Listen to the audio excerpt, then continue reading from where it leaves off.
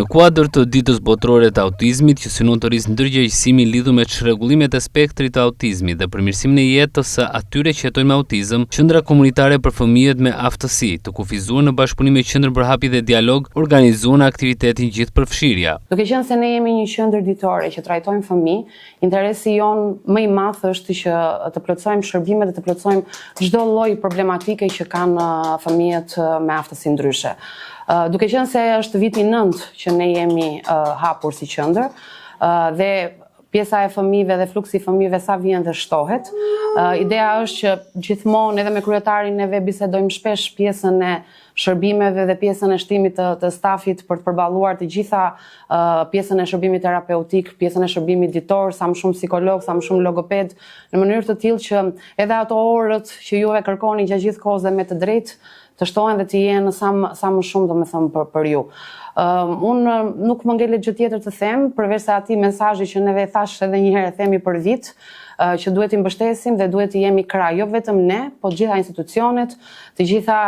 po themi sistemi arsimor apo dhe ai parashkollor, në mënyrë të tillë pra që të ketë një funksionim shumë të mirë të gjitha atyre hallkave që ne i konsiderojmë të rëndësishme, siç është familja, arsimi, shkolla, kopshti edhe ne si qendër. Kështu që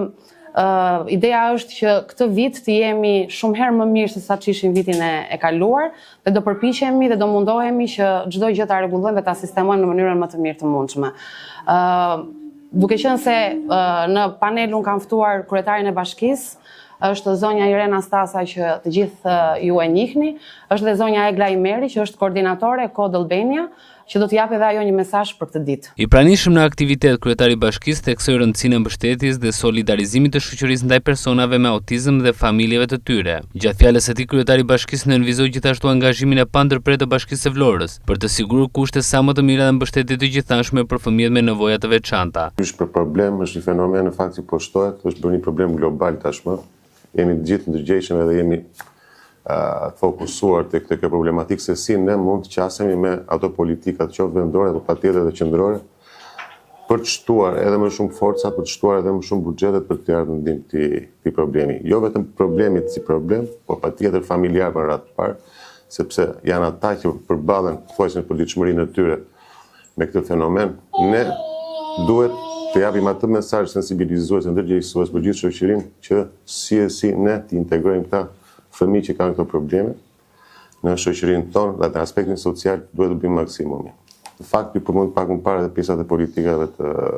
bashkisë Vlorë për vitin 2025, ne kemi dyfishuar buxhetin jo pa qëllim, sepse edhe fenomeni është më i përhapur. Dhe si unë nuk e shikoj se gjë pozitive domethënë për fakt, por duhet të jemi realist me atë çka po ndodh. Nuk mund t'i përcaktojmë në detaj pse po ndodh, por shohim që bota po ndryshon shumë, edhe për fat keq duhet të jemi ne të përgatitur më shumë. Politikat duhet të jenë më të avancuara dhe të jenë të parandalojnë. Parandalojmë sa të mundemi duke i plotësuar me gjitha të përditshmërinë në punën tonë se si të integrojmë të gjithë fëmijët që hasin këto vështirësi. Megjithatë, ne kemi japur qendrën ditore në fakt, që e kemi shtuar si një risi, po themi, ku në fakt i vjen në ndihmë familjarëve, prindërve.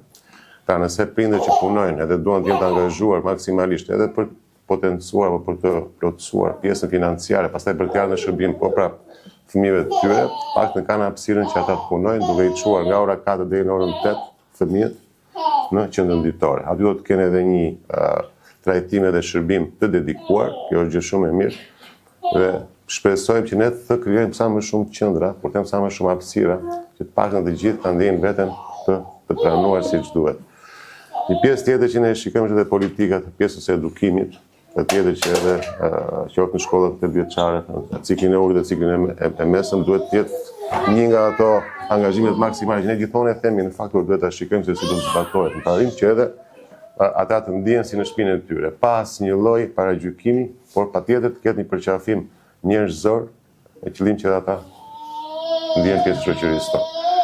Dredha apeloi për më shumë ndërgjegjësim dhe përfshirim nga ana e qytetarëve dhe institucioneve, duke theksuar se vetëm përmes solidaritetit dhe bashkëpunimit mund të krijohen mundësi reale për zhvillim dhe integrim social. Në përfundim, kryetari i bashkisë falenderoi stafin e qendrës komunitare për përkushtimin dhe punën e palodhur që bëjnë çdo ditë për mirëqenien dhe zhvillimin e fëmijëve me aftësi të kufizuara.